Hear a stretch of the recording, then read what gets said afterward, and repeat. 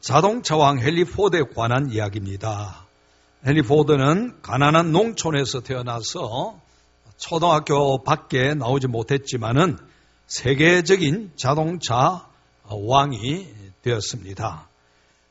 이 포드는 거부가 된 다음에도 옛날 그 농사꾼의 아들로 뛰놀며 자란 그 농촌에서 아주 검소하게 살았습니다. 어떤 사람이 이 포드에게 이런 말을 합니다. 재벌의 총수 집치고는 너무 초라하지 않습니까? 포드가 재벌의 총수지만은 시골에 그 아주 빈약한 집에서 살고 있는 것을 보고 그렇게 이야기를 할 때 포드가 이런 대답을 했습니다. 나는 집을 짓기보다는 가정을 만들기 원합니다. 나는 집을 짓기보다는 가정을 만들기를 원합니다 하고 그랬습니다. 여러분, 우리가 새겨들어야 할 중요한 메시지가 이 속에도 있는 줄로 압니다. 현대인들은 집을 세우는데 큰 집을 세우는 일에 우리의 심혈을 쏟다 보니까 가정을 잃어버리는 그런 경우도 있습니다. 그래서 우리는 큰 집을 세우는 일보다도 가정을 세우는 일에 더 집중해야 되고 심혈을 기울여야 됩니다. 왜 그런가 하니 가정은 하나님이 주신 은혜의 보금자리입니다. 하나님 주신 귀한 선물입니다. 하나님께서 이제 우리를 구원하셔서 하나님의 자녀가 되게 해주셨고 이 하나님의 자녀들이 어떻게 행복하게 복되게 살도록 할 것인가 그렇게 해서 주신 것이 가정이라는 이야기입니다. 그래서 가정이 있을 때 그리고 부모에게는 자녀가 있을 때 또 자녀는 어릴 때 부모로 인해서 삶의 그 기쁨이 있어지게 되어지는 것입니다. 우리 아이들 보면은 어릴 때는 부모 떨어지면 죽는 줄 압니다. 엄마 찾는데 그 엄마 아빠가 있음으로 말미암아 아이들은 행복하고 또 부모들은 그 아이들 있어서 고난도 역경도 어려움도 좌절하지 아니하고 이겨나가는 것을 볼 수가 있는 것입니다. 그래서 그리스도인들은 이 가정을 하나님이 주신 귀한 선물인 줄 알고 아름다운 믿음의 가정으로 잘 세워나가야 되는 것입니다. 오늘 본문의 1절을 보시면은 가이사랴에 고넬료라 하는 사람이 있으니 그랬습니다. 여기에 고넬료라고 하는 사람의 이야기가 나오고 그 다음에 가이사라라고 하는 말이 나오는데 가이사라는 이 팔레스틴 이스라엘 지역의 지중해 해변에 위치한 해양 도시인데 아름다운 휴양지고 지금도 국립공원으로 수많은 사람들이 찾는 명소 중의 명소입니다. 그런데 그 당시에 이곳을 왜 가이사라라고 했는고 하니 로마 황제 아우구스투스 가이사라에게 경의를 표하기 위해서 이제 그 지명을 가이사라라고 그렇게 붙인 것입니다. 여기에 그 당시에 총독의 관제가 있습니다. 성지 답사를 가보면은 가이사라 지역의 지중해 푸른 빛을 가진 바다가 환하게 보이는데 얼마나 아름다운지 모릅니다. 그 뒤에는 이렇게 수목이 우거진 국립공원이 있고 그리고 여기에 총독 관제가 있을 뿐만 아니라 로마 군대가 주둔하고 있었습니다. 이 고넬료라고 하는 사람은 이 이탈리아 부대, 이탈리아 군대 백부장인데 백부장은 100명의 부하를 거느린 그런 장교였습니다. 고넬료라고 하는 이름은 그 당시에 흔한 이름이었는데 고넬로 슐라라고 하는 사람이 10,000명의 노예를 해방시켰습니다. 사람들이 그 사람을 흠모해서 이 고넬료라고 하는 이름을 따서 자녀들의 이름을 많이 지었는데 요즘은 코넬리우스라고 그렇게 발음하지요. 코넬리우스를 이야기하는 것입니다. 오늘 우리가 이 가정을 보면서 어떻게 아름다운 믿음의 가정을 이루었는지를 살피고 하나님의 은혜를 함께 상고하고자 합니다. 2절을 한번 보십시다. 2절 우리 다 같이 한번 읽습니다. 시작.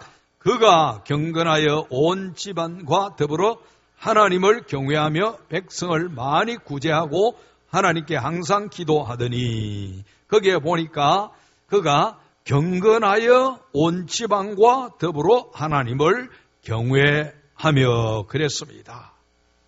이 고넬료는 경건해서 하나님을 경외했는데 자기만 경외하는 것이 아니라 온 집안과 더불어서 모든 식구들이 다 하나님을 경외했다고 그랬습니다.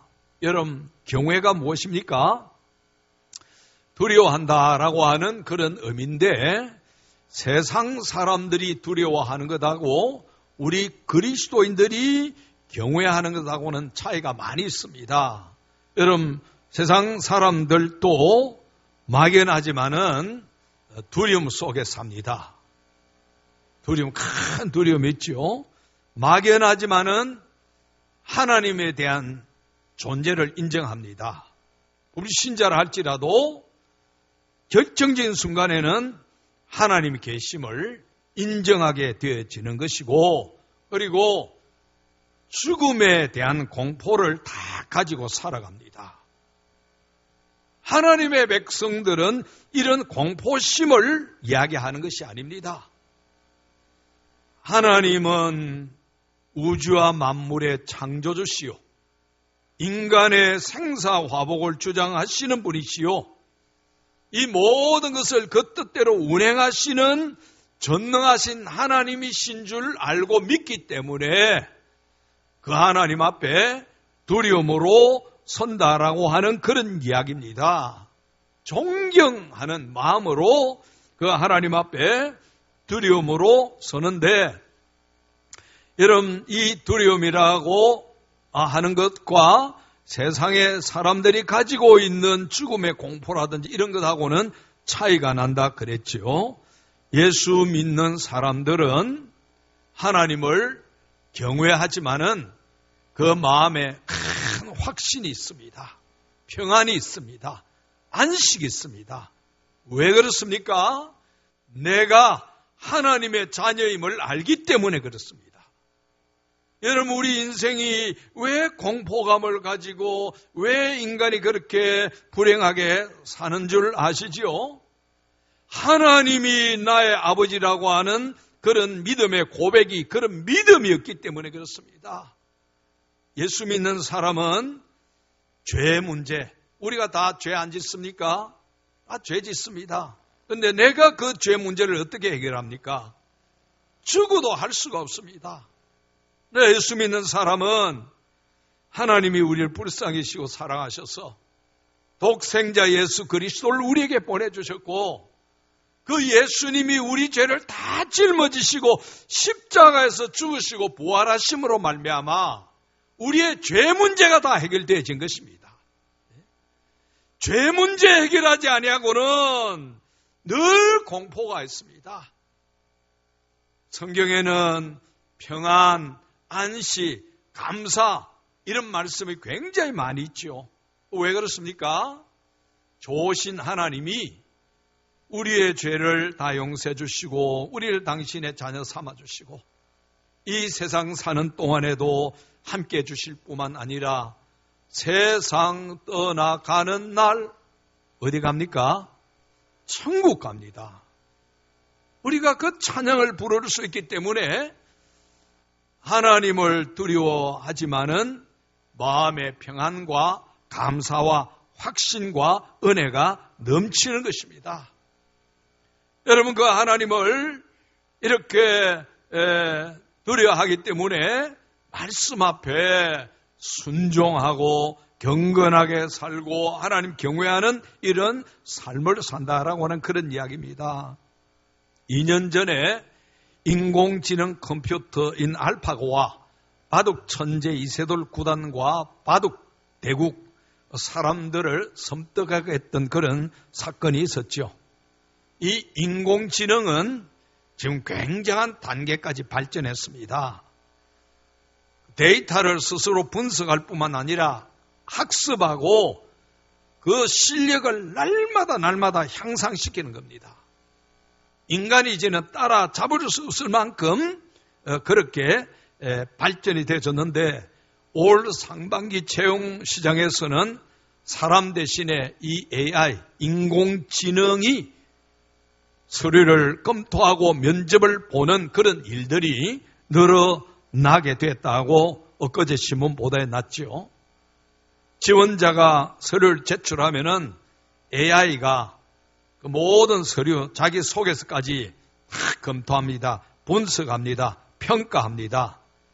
이 업무에 적합한지 부적합한지, 자기 소개서를 표절했는지 이런 것을 가장 정확하게 이렇게 내는데 지원자 1만 명의 자기 소개서를 평가하려고 하면은 사람이 얼마나 많이 있어야 되겠습니까? 인사 담당 직원 10명이 하루 8시간씩에서 7일 동안 살펴야 된답니다. 그런데 인공지능 AI에 맡기면은 8시간 만에 1만 명의 이 자기 소개서 분석 평가까지 딱 끝나버린다고 합니다. 한 사람 평가 분석하는데 3초밖에 걸리지 않는다고 하는 것입니다. 여러분, 서류 평가만 아닙니다. 면접도 한답니다. 이 AI 인공지능이 지원자에게 계속 질문을 합니다. 질문을 하면은 지원자가 답변을 하는데 그때 AI는 얼굴, 표정, 목소리, 심장박동, 뇌파까지 다 체크해서 이 사람에게 맞는 이 분야가 무엇인가, 이 자원자가 지금 거짓말을 하는지 안 하는지, 업무 능력이 어떻게 되는지 정확하게 평가해서 그 사람에게 맞는 일을 맡긴다고 하는 것입니다. 이제는 여러분, 이 인공지능 로봇이 사람이 하는 창조의 이 영역까지 그림을 그리는 것, 그리고 정교한 수술까지도 해주는, 이게 뭐 이미 우리 한국에도 있죠. 그래서 AI 로봇에게 이 수술 받을 것인가, 사람 의사에게 받을 것인가 선택할 수도 있게 되는 것입니다. 노래도 작곡하고 자산 관리도 잘 해줍니다. 변호사 업무도 기가 막히게 한답니다. 그동안의 모든 판례들, 법조문 착 분석해서 그 사람의 가장 맞는 변호를 해주는 그런, 그리고 이제 회계 업무도 해주는 것입니다. 지금은 뭐 주식한다고 골머리 앓고 있지만은 이 AI가 앞으로 더 발전하면은 정확하게 분석해가지고 살펴서 이 주식 사라, 이 주식 팔아라. 그러면은 돈 버는 시대가 오는 것입니다. 여러분, 뿐만 아니라 여러분들이 이제 좋아하실 것도 있습니다. 인공지능 AI가 설교문도 작성하고 설교도 한답니다. 여러분, 지루한 사람의 설교 안 들어도 되는 겁니다. 내가 원하는 것, 내가 보고 싶은 것 비주얼로도 쫙 보여주는 그런 시대가 눈앞에 왔습니다. 성경을 전체적으로 해석하고 주석하고 분석하는 것, 그리고 회중의 상황, 그리고 모든 예와 유머까지도 넣고 해서 멋진 설교를 만들어서 이제 제공을 한다라고 하는 것입니다. 작년 2017년 독일 비텐베르크에서 로봇 목사가 공개되어졌는데 5개 언어로 유창하게 설교를 할 수 있답니다. 독일어, 영어, 프랑스, 스페인, 폴란드 이 중에 하나 딱 선택하면은 유창하게 그 설교 아주 적절한 예와, 그리고 청중들이 듣고 싶어 하는 것, 보고 싶어 하는 것, 그걸 해서 쫙 보여주고 나중에는 축복을 위해서 손을 드는데 이 손에서 광채가 팍 나가고 배경음악이 쫙 그렇게 나간답니다. 그게 작년 비텐베르크에서 공개된 로본 목사입니다. 여러분, 이게 현실입니다. 지금도 옛날의 목회자와 지금의 목회자가 뭐가 다르겠습니까? 우리 선배 목사님들은 주석이라든지 참고할 책이 하나도 없었습니다. 오직 성경 하나 가지고 하나님 앞에 무릎 꿇고 기도하고 그렇게 설교했습니다. 그 시대는 병든 자가 낫고 귀신이 물러가는 역사가 많이 일어났습니다. 아무것도 없어도. 근데 지금은 기도하는 것보다도 컴퓨터 안에 더 많이 매달립니다. 컴퓨터 안에 자료가 있기 때문에. 그런데 앞으로는 이 수고도 할 필요가 없습니다. 컴퓨터가 1년 쫙 해서 첫 주에는 뭐, 두 주째는 뭐, 모든 상황 판단해가지고 딱 정리해서 설교문까지 하고 설교해주고 시간이 내가 원한 대로 설교 요즘 뭐 그래 기노 들을 것도 없는데 15분만 하겠다 해놓으면은 거기에 맞도록 쌈박하게 해줍니다. 이런 건 듣기 싫으니까 하지 말고 내 듣고 싶은 것만 해달라. 딱 넣으면 딱 해줍니다. 앞으로 여러분 로봇 목사를 위해서 로봇 목사가 오도록 여러분들이 청빙하면 될 겁니다. 이런 시대에 필요한 것이 무엇입니까? 경건함과 하나님을 경외하는 것입니다. 로봇에 대해서 경건함 가질 필요 없고 경외감 가질 필요 없지만은 살아계신 하나님 앞에는 경건하게 살고 경외함이 있어야 되는 것입니다.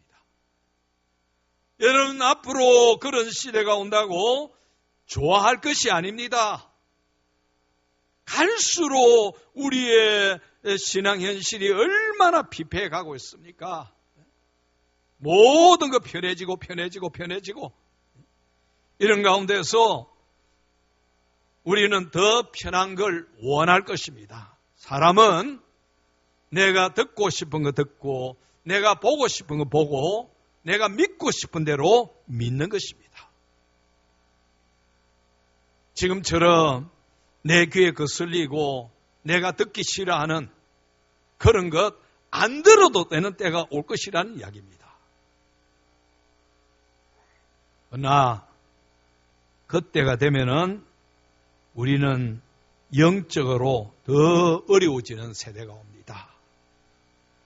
고넬료처럼 경건하고 온 집안으로 더불어 하나님을 경외하는 하나님이 살아계심을 알고 믿기 때문에 하나님 그 말씀 앞에 순종하려고 말씀대로 살려고 애쓰고 노력하는 이런 경외가 없어지면은 우리의 신앙은 헛것이 되고 마는 것입니다. 여러분, 여기에 하나님을 경외할 때 하나님을 두려워하고 존중히 여긴다라고 할 때 가장 중요한 것이 무엇인가 하니 순종입니다. 순종. 여러분, 그때가 되면은 여러분들은 성경을 다 엄청나게 꿰을 겁니다. 신학 지식이 풍성하게 되어질 것입니다. 나 진정한 순종이 따르지 아니하면은 그는 기독교가 아니라는 이야기입니다. 말씀에 순종하는 것. 하나님이 지금도 살아계시고 불꽃 같은 눈으로 우리를 살피시기 때문에 내가 그 앞에서 마음의 생각도 함부로 악하게 가지면 안 되는 이게 경외라는 이야기입니다. 하나님이 내 마음을 아시는데 내가 죽도록 미워하고 저 죽이고 싶은 마음이 내 속에는 꿀떡 같지만은 하나님이 기뻐하지 아니하시기 때문에 하나님 내 마음을 성령 하나님 내 마음을 좀 주장해 주셔서 미워하는 마음 없애주시고 사랑하는 마음을 주시옵소서. 그게 경외라는 이야기입니다. 경외는 언어에서도 나타납니다. 내가 하고 싶은 대로 말하고 욕하고 함부로 해대버리는 거, 그건 경외가 아닙니다. 하나님 두려워함이 아닙니다. 하나님이 살아계시기 때문에 네가 말한 대로 이루어질 것이라고 했는데, 내가 원망하고 불평하고 남 욕해서 하나님께 내가 무슨 은혜와 복을 받겠는가? 그게 경외라는 이야기입니다. 여러분, 성경에는 하나님을 경외하라고 시편 128편 1절에 여호와를 경외하며 그의 길을 걷는 자마다 복이 있도다. 할렐루야. 하나님 경외하고 그 길을 걷는다고 하는 것은 말씀 따라 산다는 이야기입니다. 순종한다는 이야기입니다. 하나님을 경외하고 말씀대로 순종할 때 그게 복이 있고, 시편 34편에도 너희 성도들아 여호와를 경외하라. 그를 경외한 자에게는 부족함이 없도다 그랬습니다. 부족함이 없습니다. 내 잔이 넘치나이다. 하나님 만족하고 감사합니다. 돈이 많이 있어서 그랬습니까? 돈이 없어도 하나님 한 번 모시고 사는 사람은 마음의 만족과 평안이 있습니다. 여러분, 우리 6.25 이후에 1인당 GMP가 67불 정도 됐는데 지금 3만 불입니다. 그때에 비해서 우리는 부족함이 없습니다. 근데 지금 부족함이 없다고 말합니까? 늘 부족하기 때문에. 옛날에는 한 사람 벌어서 온 가정이 먹었는데 이제는 식구대로 다 직장 다니고 벌어도 부족하다. 늘 부족함 밖에 없습니다. 하나님을 경외하면은 그 경외하는 자에게는 부족함이 없다고 그랬습니다. 갑자기 돈이 많이 생겨서 부족함이 없습니까? 아닙니다. 하나님 한 분, 살아계시고 전능하시고 모든 것을 주장하시는 그 하나님을 내 아버지로 믿을 때는 내게 부족함이 없다는 고백을 할 수 있게 되어지는 것입니다.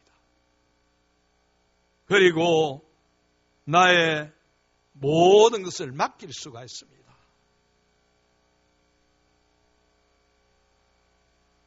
이 경외는 개인뿐만 아니라 가정이 다 해야 됩니다. 신명기 5장 29절에 보면은 다만 그들이 항상 이 같은 마음을 품어 나를 경외하며 내 모든 명령을 지켜서 그들과 그 자손이 영원히 복받기를 원하노라. 할렐루야. 영원한 복. 하나님의 은혜 속에 사는 영원한 복입니다. 앞으로는 물질적 부여는 더 넘치겠지만은 영적으로는 더 피폐해질 때가 옵니다.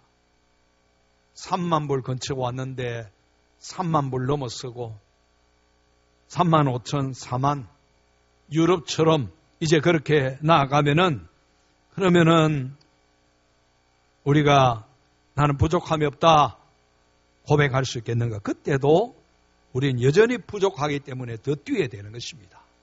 그러나 하나님을 경외하는 자에게는 부족함이 없는 이런 은혜를 누리게 될 줄로 믿습니다.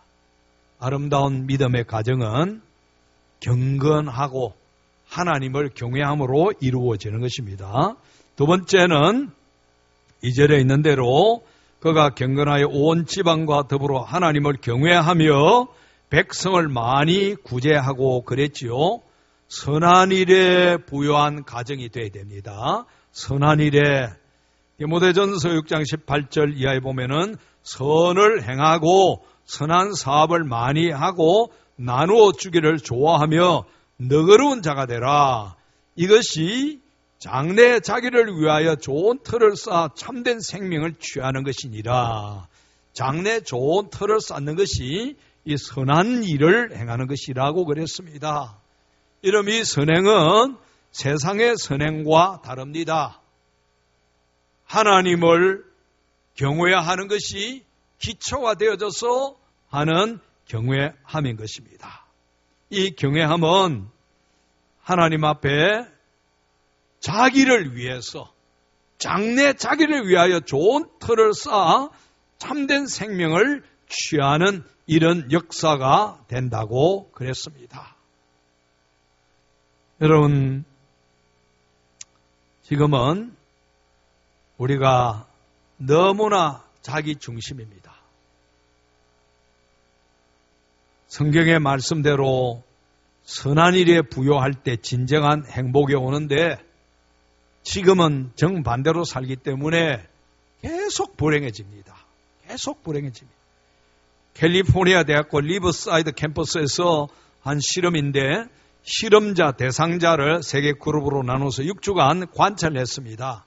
A그룹은 선행을 아무것도 하지 말도록 하고 B그룹에는 일주일에 하루를 골라서 5가지 딱 정해서 확실하게 선행을 하도록 하고 C그룹은 한 주 동안 알아서 하라고 그랬는데 A그룹도 C그룹도 별로 만족감이 없었는데 B그룹 딱 날짜를 정해놓고 딱 가지수를 정해놓고 이 선행을 했더니 만족도가 높았다고 그 평가 결과에 나왔던 것입니다.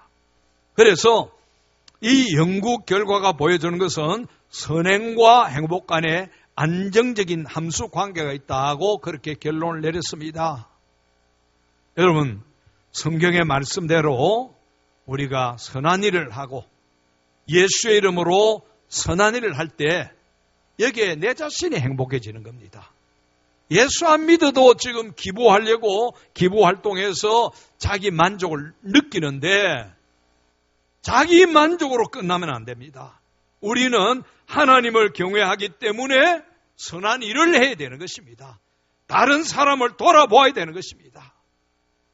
이게 여러분 우리 자녀에게 엄청난 자기 장래를 위하여 좋은 틀을 쌓는다 그랬는데 우리 장래인 자녀들을 위해서 얼마나 좋은 일이 될는지 모르는 것입니다. 요즘 아이들은 한둘 낳아가지고 내 것만 챙기는데 남에게 선을 행하고 남을 돌아볼 줄 아는 것. 이게 자녀들이 너그러운 사람이 되고 자녀들이 행복하게 되는 그런 비결이라고 하는 그런 이야기입니다. 그 리버사이드 캠퍼스에서 진행된 이 실험에서 선행이 뭐냐? 선행 대단한 게 아닙니다. 헌혈할 수 있는 사람은 헌혈하고 그리고 이웃에 어려운 사람, 병이 있다든지 그런 사람이 있어서 집안 청소를 못하면 가서 집안 청소해 주는 거, 아주 단순한 겁니다. 가서 이렇게 집안 이렇게 조금 고쳐주는 거, 연로한 분들이 있으면은 그리고 연로한 분들 방문하는 거, 방문해서 대화 나누는 거, 그리고 조그마한 것이라도 들고 와서 예수님의 이름으로 전해주는 거, 그리고 감사 편지 쓰는 거, 이런 거 아주 간단한 겁니다. 이런 걸 했는데도 불구하고 그 사람에게 선행은 행복의 결과를 가져왔다라고 하는 그런 이야기입니다. 여러분, 우리가 아름다운 믿음의 가정을 내 때만 이루는 것이 아니고 우리 자녀들에게까지 이루어지기 위해서는 경건과 경외하는 가정 될 뿐만 아니라 선한 일에 부요한 가정이 되어져야 되는 것입니다. 세 번째로 기도하는 가정입니다. 아름다운 믿음의 가정을 세우기 위해서는 기도하는 가정이 되어야 됩니다. 우리가 어려움을 만날 때 어떻게 합니까? 그럼 어려움 만날 때 남편 탓이요, 아내 탓이요, 새끼들 탓이요, 세상 탓이요, 사회 탓이요. 맨날 그렇게 여러분 살 겁니까? 하나님은 뭐라고 말씀하셨습니까? 빌립보서 4장 6절 우리 아는 대로 아무것도 하지 말고 염려하지 말고 오직 모든 일에 기도와 간구로 너희 구할 것을 감사함으로 하나님께 아뢰라.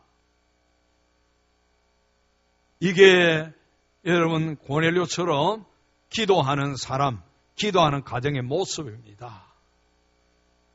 염려가 있을 때 염려에 빠져서 내 신앙생활도 다 망쳐버리고 정신도 망쳐버리고 육체도 망가지는 이런 게 아니고 성경의 말씀대로 아무것도 염려하지 말고 오직 모든 일에 기도와 간구로 너희 구할 것을 감사함으로 하나님께 아뢰라. 하나님께 아뢰는 겁니다. 예수님 뭐라고 말씀하셨습니까? 구하라. 그럼 너에게 주실 것이요. 찾아라. 찾을 것이요. 문을 두드리라. 그럼 너에게 열릴 것이니. 그런데 안 구하니까, 안 찾으니까, 안 두드리니까 우리 앞에 문제가 해결되지 않는다는 이야기입니다.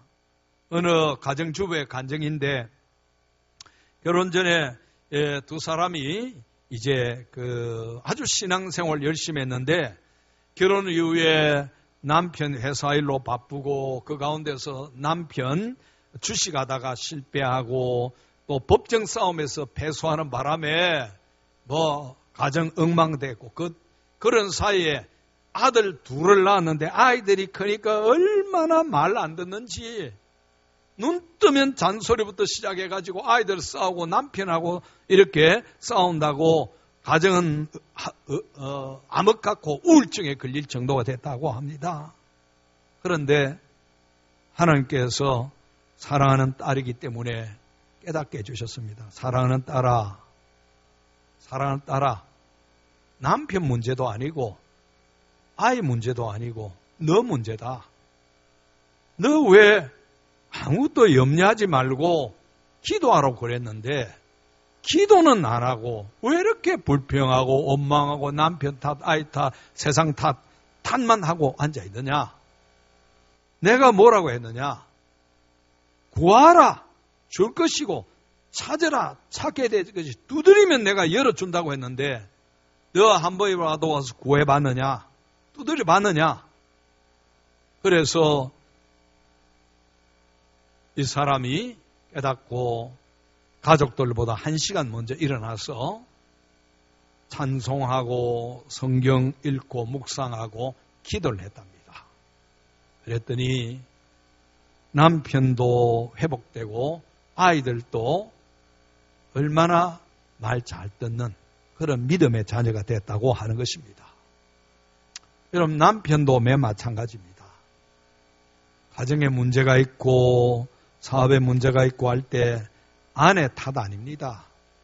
저놈의 자식 저것 때문에 자식 탓이 아닙니다.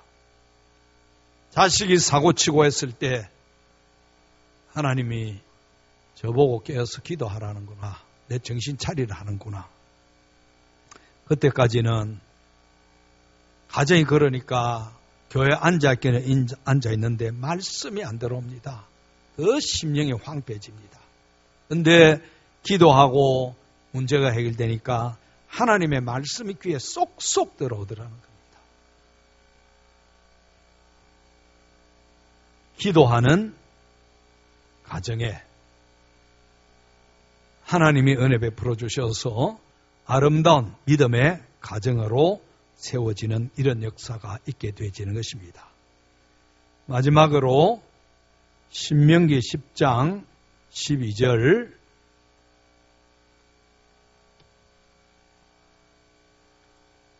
구약 278쪽입니다.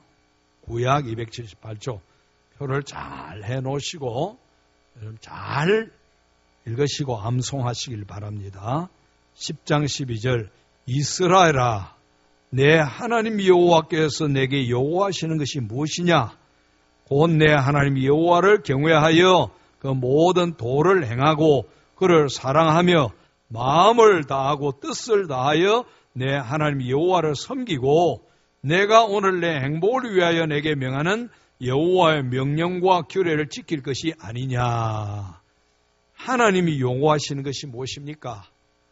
하나님 경외하고 사랑하고 말씀대로 순종하는 것입니다. 왜 이걸 요구합니까? 우리의 행복을 위해서 요구한다고 하셨습니다. 부모가 자녀에게 요구하는 게 많지요. 예? 공부 열심히 해라. 좀 아침에 일찍 일어나고 저녁에 밤늦도록 컴퓨터 앞에 게임하지 말고 일찍 자고 학교 가서 수업에 열심히 해라. 주일 되거는 교회 가서 예배 드리라. 왜 그걸 요구합니까? 자녀의 행복을 위하여. 자녀의 행복을 위하여. 여러분, 우리 기독교 가정은 내 대만 잘 살고 잘 먹는 것으로 끝나면 안 되는 겁니다. 당대와 후대가 복을 받도록. 주님 분명히 그렇게 하셨습니다. 당대와 후대가 믿음의 복, 하나님을 잘 섬기고 영원한 천국을 누리며 이 땅에서 하나님의 은혜와 복 가운데 사는 것입니다. 그 은혜와 복을 자자손손 누리기 위함인 것입니다.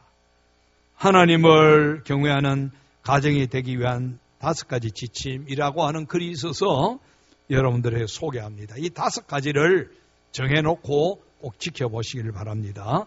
첫째는 하나님을 가정의 주인으로 모셔라.